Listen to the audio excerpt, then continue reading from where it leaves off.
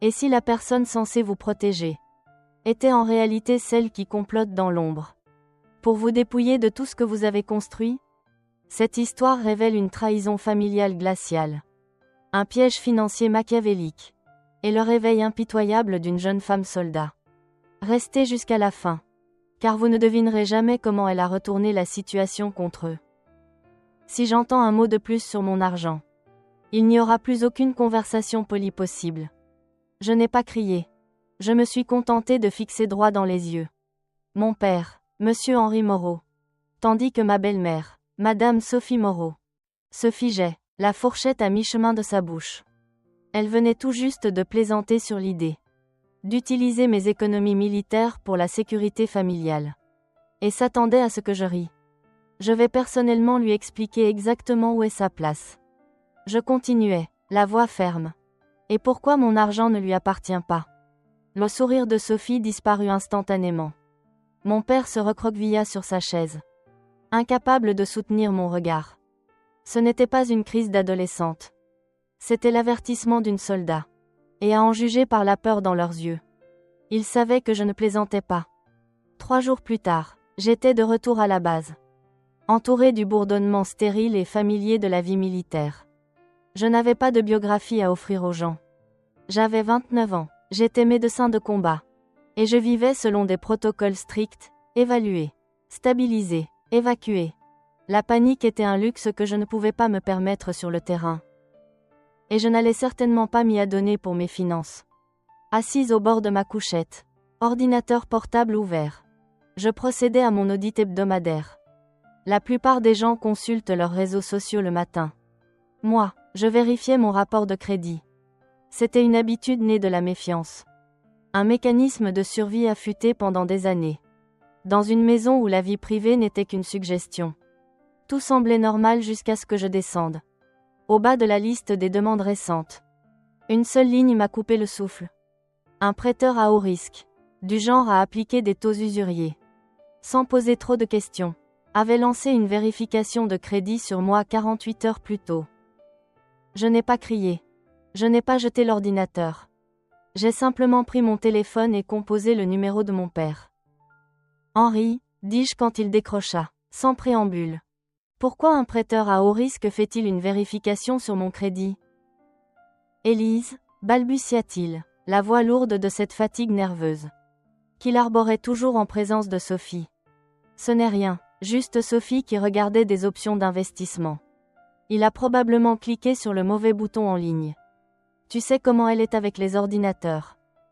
Il mentait, je l'entendais à la hauteur de sa voix.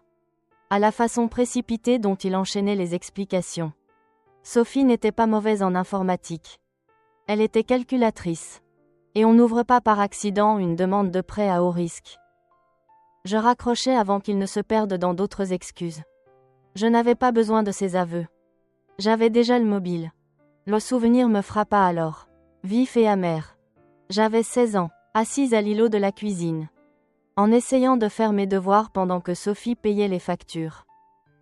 Elle n'avait pas crié. Elle était calme, presque clinique, en tapotant sur sa calculatrice. L'électricité augmente, avait-elle dit sans me regarder. L'eau augmente, les courses explosent. Puis elle avait levé les yeux sur moi. Comme si j'étais un appareil qui consommait trop d'énergie. Tu as idée du coût que représente le fait de garder un autre être humain en vie? Élise? L'espace que tu occupes, la chaleur que tu utilises, le bruit. Elle avait un registre, je l'avais vu une fois. Un vrai cahier où elle notait le coût de mon existence. Chaque repas, chaque sortie scolaire, chaque paire de chaussures que mon père m'achetait. Elle tenait un compte précis de mon enfance, considérant chaque euro dépensé pour moi non comme de l'éducation, mais comme un prêt qu'elle comptait récupérer. C'était la clé. Sophie ne pensait pas voler 320 000 euros. Dans sa logique tordue et pleine de droits. Elle croyait simplement recouvrer une dette. Elle estimait que je lui devais pour l'inconvénient de ma survie. Je regardais à nouveau l'écran. La demande du prêteur. Ce n'était pas seulement de la cupidité. C'était une facture. Elle venait encaisser. Et elle utilisait mon père comme messager. Je fermais l'ordinateur. La colère dans ma poitrine était froide, lourde et utile. Je n'allais pas l'appeler. Je n'allais pas discuter de la quantité d'eau que j'utilisais au lycée. J'allais découvrir exactement jusqu'où elle avait creusé ce trou. Et ensuite je l'y enterrerais. Je ne contactai pas le prêteur. Je ne perdis pas de temps en musique d'attente. Je me rendis directement sur leur portail en ligne. Le site était lisse, agressif, conçu pour vous faire signer votre vie en 3 clics. Je saisis mon propre email. Le système le reconnut immédiatement. Et me demanda un mot de passe que je n'avais jamais créé. Sophie avait été minutieuse, mais aussi arrogante. Elle avait utilisé ma véritable adresse email pour que la demande paraisse légitime. Pensant que je ne vérifierais jamais. Ou qu'elle pourrait supprimer les notifications avant que je les voie. Mais elle avait commis une erreur critique. Elle ne pouvait pas changer la méthode de récupération sans mon téléphone. Je cliquais sur « Mot de passe oublié ». 3 secondes plus tard, mon téléphone vibra. Je saisis le code, réinitialisai l'accès, et les portes numériques s'ouvrirent. J'étais dedans. Le tableau de bord était un témoignage terrifiant de sa cupidité. En lettres vertes grasses, préapprouvé. Montant 50 000 €. Statut, en attente de versement. Je cliquais sur l'onglet Documents. Je ne regardais pas le taux d'intérêt. Je savais qu'il serait criminel. Je cherchais autre chose, dans chaque transaction numérique. Il y a un fantôme dans la machine, un journal de métadonnées. Qui trace exactement où et quand une signature a été apposée. C'est ce qu'on appelle une piste d'audit. Et la plupart des amateurs l'ignorent. J'ouvris le certificat d'achèvement. C'était un journal détaillé de chaque interaction avec le document. Je descendis jusqu'à la ligne de signature, signée par Élise. Prétendait-il. Mais juste à côté de l'horodatage se trouvait la preuve irréfutable, l'adresse IP. Je n'eus pas besoin de tracer. Je reconnus immédiatement la chaîne de chiffres. C'était la même adresse IP statique que j'avais configurée pour mon père 3 ans plus tôt. Pour gérer ses appareils domotiques. L'horodatage indiquait le 14 octobre. 14h15. Ce jour-là, j'étais à 5000 km de là, dans un hôpital de campagne. En train de soigner un caporal de 19 ans touché par des éclats. Je n'étais pas en train de signer des documents de prêt dans la cuisine de mon père. Sophie n'avait pas seulement falsifié une signature. Elle avait laissé une empreinte numérique qui la plaçait sur les lieux. Je ne ressentais plus la brûlure de la trahison. Cette partie de moi s'était consumée au moment où j'avais vu la demande de crédit. Maintenant, je n'éprouvais plus que la satisfaction froide et dure du chasseur qui a trouvé la piste de sang. Je téléchargeais le PDF. Je pris des captures d'écran du tableau de bord. J'exportais les journaux IP. Puis je changeais à nouveau le mot de passe. Verrouillant Sophie hors du compte qu'elle avait créé à mon nom. Elle ne saurait pas pourquoi elle ne pouvait plus entrer. Elle penserait à un bug. Je créai un nouveau dossier sur mon bureau. Je ne l'appelais ni « famille » ni « Sophie ». Je l'appelais « preuve ». J'y glissais les fichiers. Le clic de la souris résonna fort dans le calme de la caserne. Il ressemblait au bruit d'un cran de sûreté que l'on enlève. 2 jours plus tard, mon téléphone s'illumina au nom de Sophie. Je laissais sonner 1 fois, 2 fois, juste assez longtemps pour me préparer. Puis je décrochais. « Élise, ma chérie », dit-elle, la voix dégoulinante d'une douceur qui me fit grincer des dents. « Je suis si contente de t'avoir. Écoute.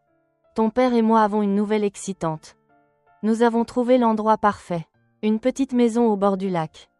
Exactement comme nous en avions toujours parlé. » Je ne dis rien, je laissais simplement le bourdonnement de la ligne combler le silence.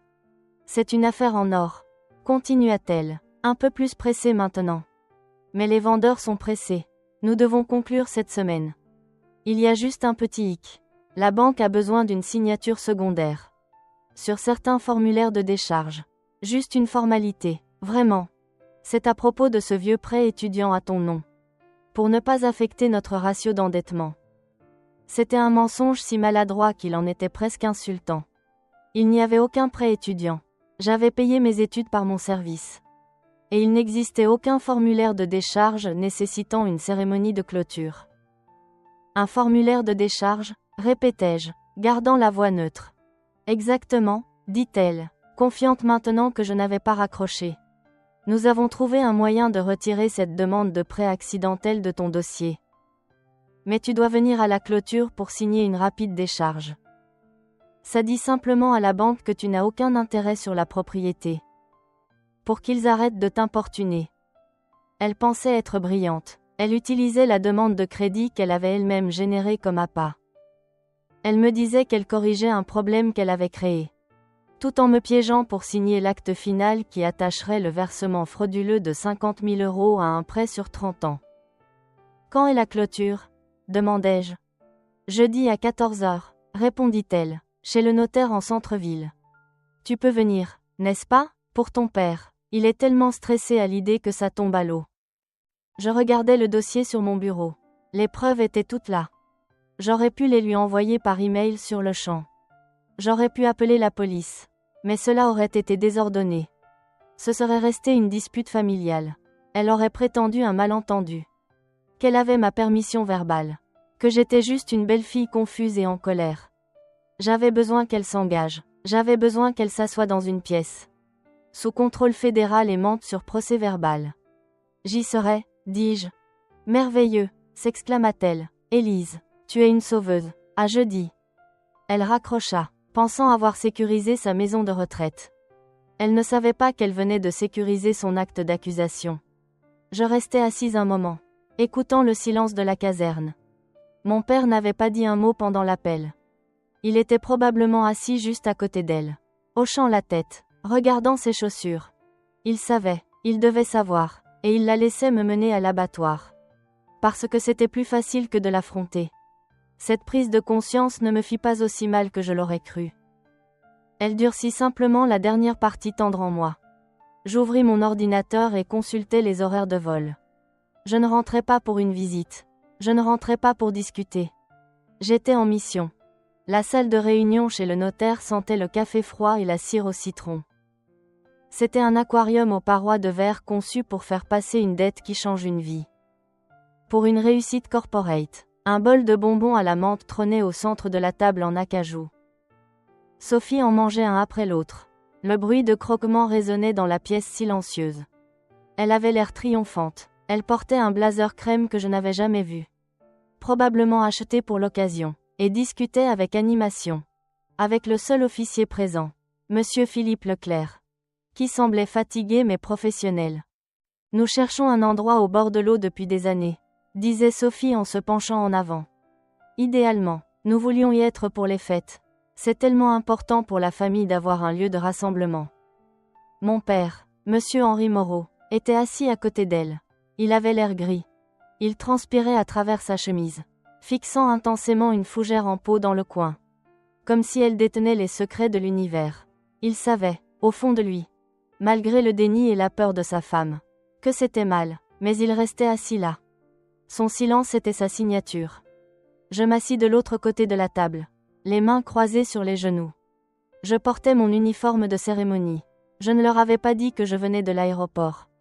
Je m'étais simplement présenté. L'uniforme fit se redresser Monsieur Leclerc.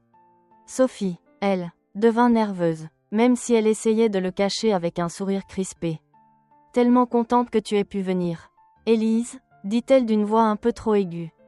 Je sais à quel point tu es occupée. Je n'aurais manqué ça pour rien au monde, répondis-je.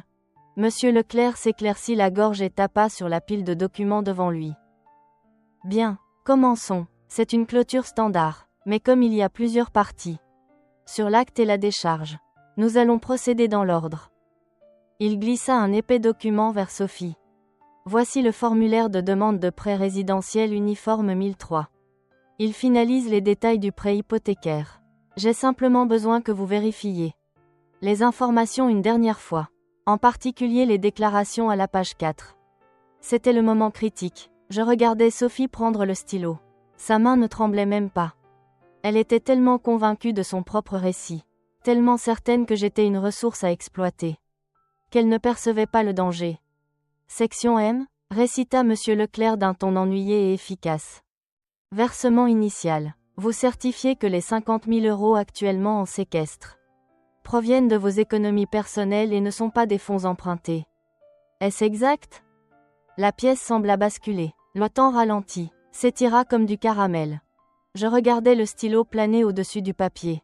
Dans cette fraction de seconde, je sentis un ancien instinct surgir, l'envie de bondir. De sauver mon père des retombées. D'arrêter Sophie avant qu'elle ne ruine tout.